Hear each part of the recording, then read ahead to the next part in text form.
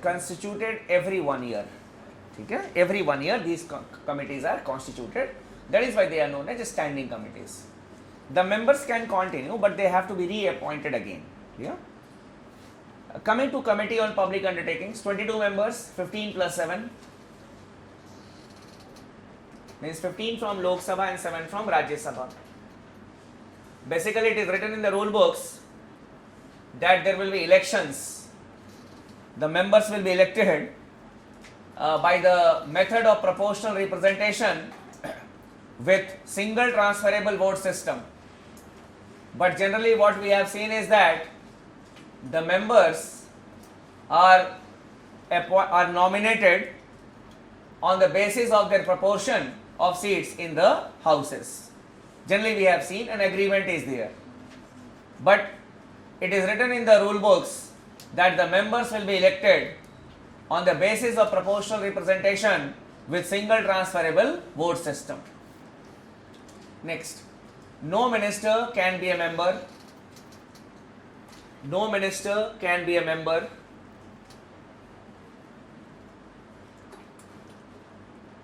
of this committee. No minister can be a member of this committee. Next, it scrutinizes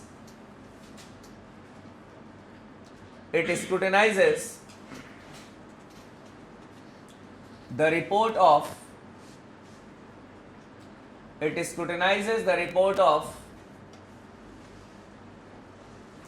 the CAJ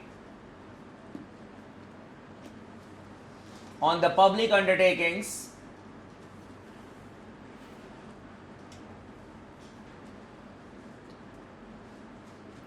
and also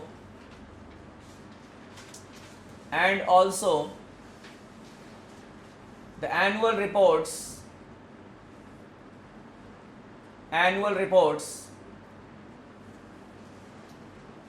of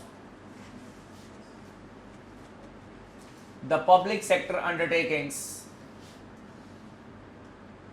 They have listed the public sector undertakings and the reports of the the sector undertakings that is sent to the parliament every year, and that is scrutinized by the Committee on Public Undertakings. The reports of the undertakings like the Life Insurance Corporation, or we have the BHEL, or the Coal India, Steel Authority of India Limited. These are the PSUs and many others. We send the annual report to the Parliament. These are the parliamentary committees, and we can expect some questions from these committees in the prelims examination. How many members are from the Departmental related committee, it all depends here. It is a mutual type of thing. It sometimes fluctuates. Now, when we talk about the ad hoc committees, they are constituted for a particular purpose. They give their report and they cease to exist. Sometimes you may have heard that a joint parliamentary committee has been constituted for that purpose. So those type of committees are ad hoc committees. Yes. So what do we mean by no minister can be a member when all the members are either from Lok Sabha or Rajya Sabha? Members will not be there, otherwise they may influence the report of this, we can say, committees. I am particularly talking about these committees. They are the members of some other committees also, not an issue.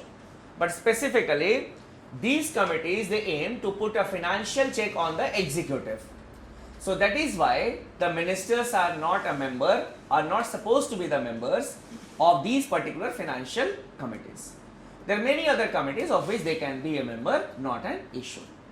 Sir, Yes. what is the difference between a parliamentary committee and that of a commission, like Niti Aayog and other commission? Basically, when we talk about a parliamentary committee, they exclusively contains the members of the parliament, And when we talk about a commission, those commissions, or we can say the statutory commissions are there, or we can say we have got some constitutional commissions. They may contain professionals, or we can say the non-professionals, as per provided in the particular act of the legislature or in the constitution. For example, the finance commission. The constitution provides that there shall be a finance commission.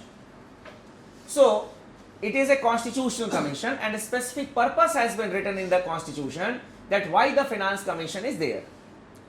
The Niti Aayog, a statutory body, clear, and the terms and conditions, it has been mentioned in that particular act related to Niti Aayog.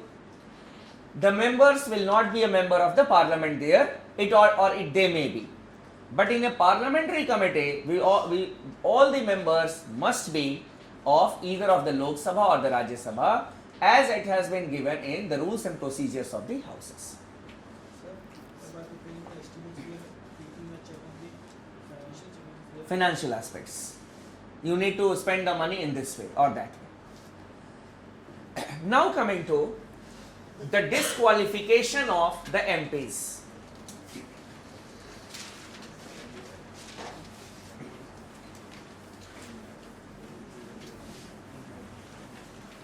The disqualification of the MPs.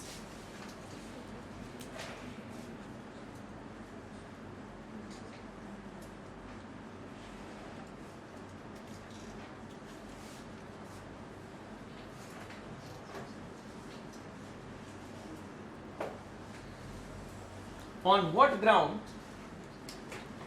an MP will be disqualified from being the member of the House?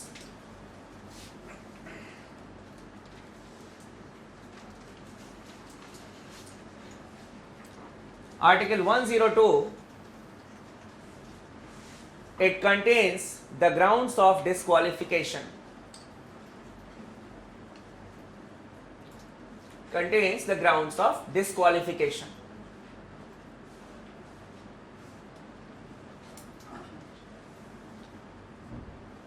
First, if the MP loses his Indian citizenship, if the MP loses his Indian citizenship,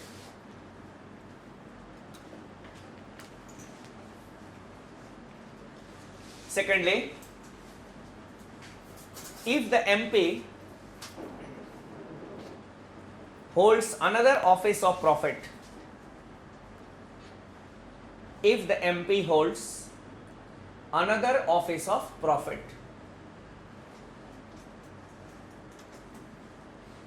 the MP can hold only those offices which have been mentioned in the rule book. MP can be a minister. The MP can hold certain offices which have been mentioned in the particular rule book. That is, these will not be considered as office of profit for the office of the for the MPs. Thirdly, if the MP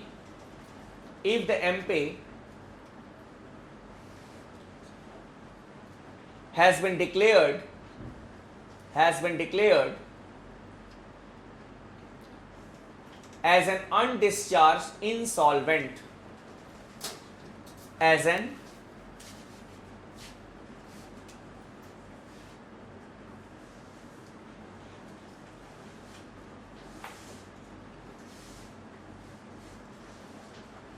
undischarged insolvent.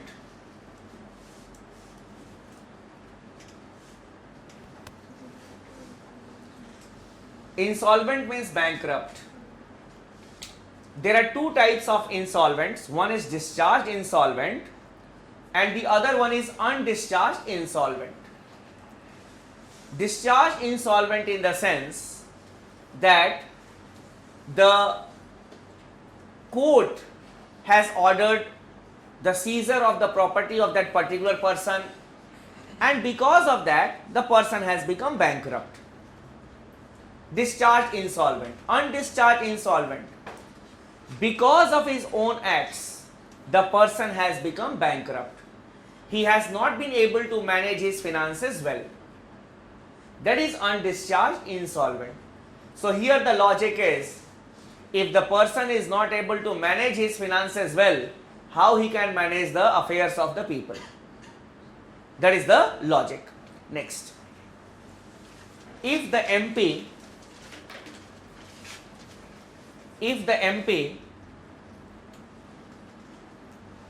is of unsound mind, if the MP is of unsound mind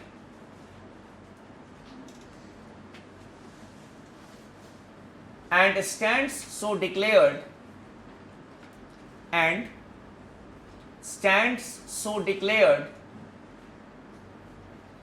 by a competent court, I repeat, if the MP is of unsound mind and stands so declared by a competent court. So it is not that you will say that our MP has gone mad and he will be disqualified. A competent court, based on the medical reports, he should say that the MP is of unsound mind, then only the MP can be disqualified. Next, if the MP has been disqualified,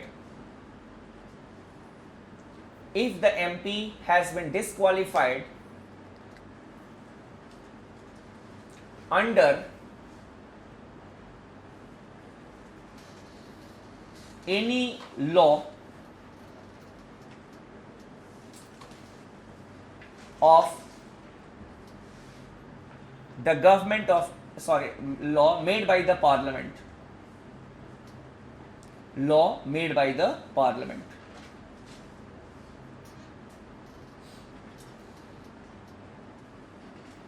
the parliament has passed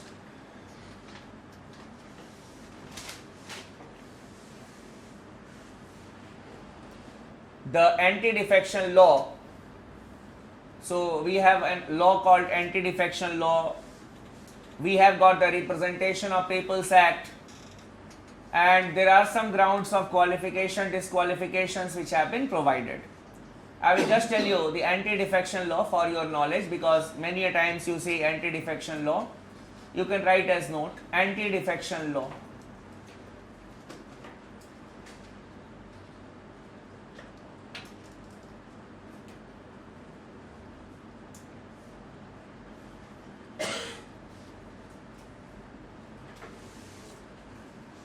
Here you can write the 85th Amendment Act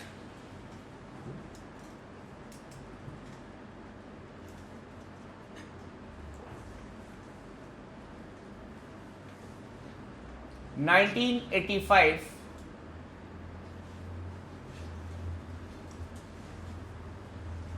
added the 10th schedule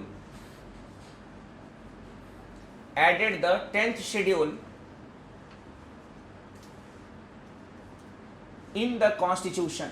I think ये that I had told you ना, which Amendment Act has added which schedule. 85th ही बताया था ना? हाँ? 1985. Which was the schedule I had told you? You just see the first lecture. 10th schedule. Which Amendment Act? 52nd Amendment Act. लिख लो वो. That was slip of mine. Sorry. The 52nd Amendment Act, 1985.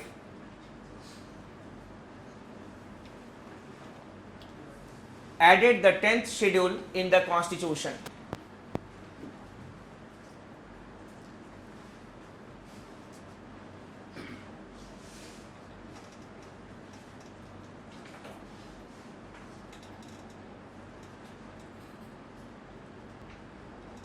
It contains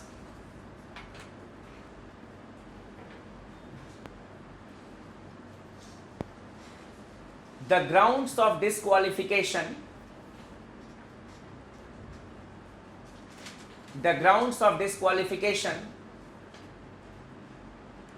in case of defection.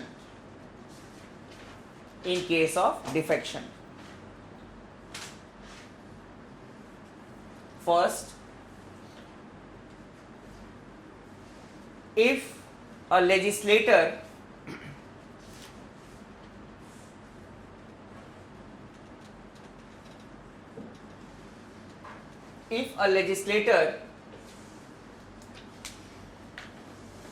resigns from his political party and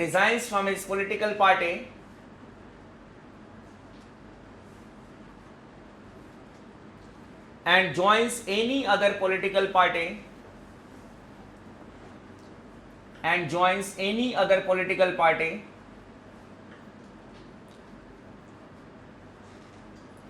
so this is the first ground, that if a legislator resigns from his political party and joins any political party, legislator means member of the legislature, he will be disqualified from being the member of the house. Or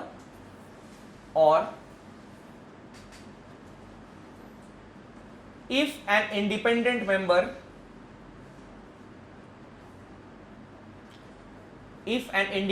member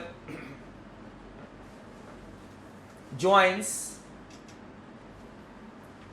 any political party,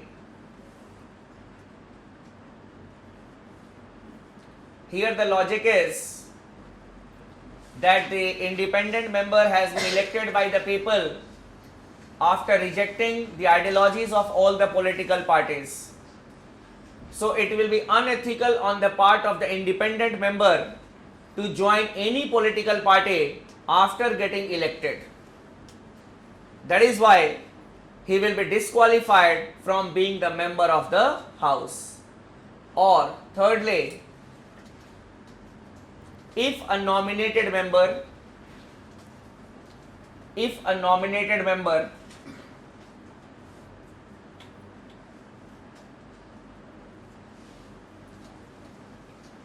joins any political party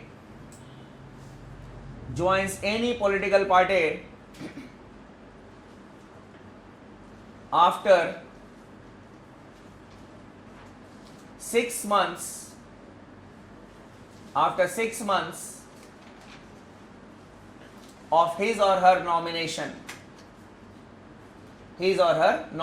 This is a useless clause. Why the nominated members? They should be allowed to join any political party. And ये 6 months का clause क्या है? What is the 6 months clause? After 6 months, if they join any political party, then they will be disqualified. They will join 6 months earlier. So they are for a particular purpose. I don't know what was the logic, but they had added, so we are reading it. Now, these are the 3 grounds, but there are some grounds which have been provided in the anti-defection law that there can be defection. Defection means switching over from one political party to another political party. That is defection. There will be defection, but no disqualifications. You can write it. No disqualifications even on defection.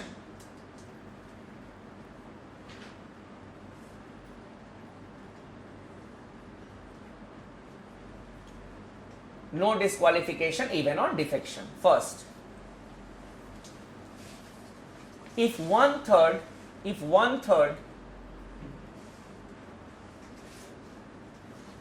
of the members split and form a separate splinter group,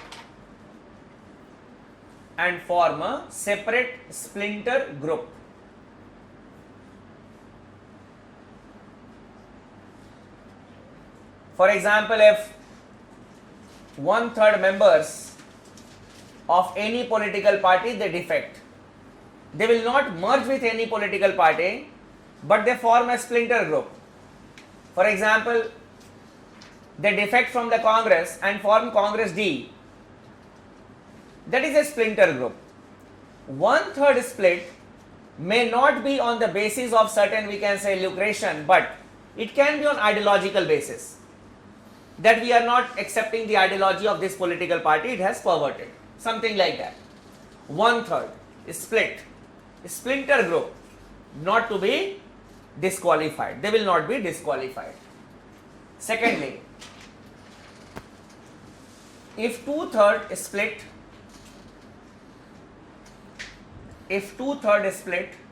or defect and merge with any political party, two-third defection and merger, they will not be disqualified. They will not be disqualified. But you see, there were various loopholes in this particular act that we discussed. Various loopholes. When we talk about one-third of split and a splinter group, suppose there are 100 members in a political party, one-third split can be on the basis of ideology. But if only 3 members are there in a political party, that is, the three MPs are there, one will take 1 crore, or 1 crore तो आजकल कम है, ठीक है, any amount that you can say, they can take, and okay, I am a splinter group, one-third, I am a splinter group. So, for the smaller political parties, such type of law will not hold good. But it can hold good only for the bigger political parties. That was a loophole. And another loophole was that our law says that a member can be a minister, a person can be a minister without being a member of the house. So what they used to do, okay, I will be disqualified, not an issue, but I will leave my political party. Will you make me a minister for 6 months? I will get re-elected again. Okay, we will make you minister. Okay, you leave your political party, join another political party. Even if you are disqualified, you will be made a minister for 6 months. So this was a loophole. So this 52nd Amendment Act was amended again, means the 10th schedule was amended by the 91st Amendment Act 2003. लिख लो. The 91st Amendment Act 2003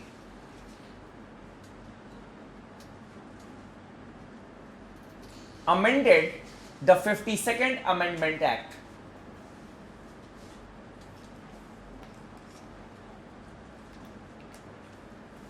The 91st Amendment Act 2003. First, now complete mergers are recognized. Now complete mergers are recognized. No 1/3, 2/3. Complete mergers are to be recognized. And secondly, a person disqualified under the anti-defection law,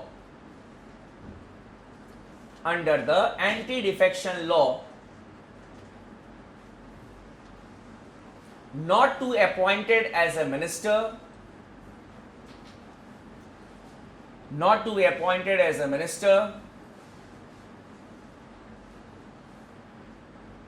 or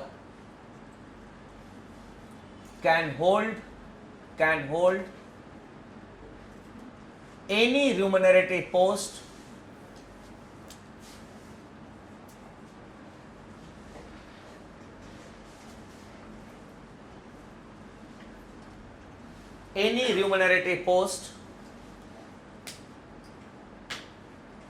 I have written it for you. Any remunerative post remunerative post for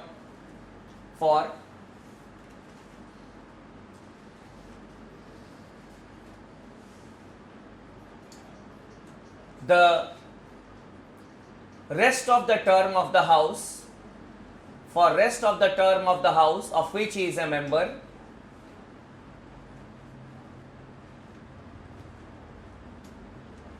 or till he is elected again in the house,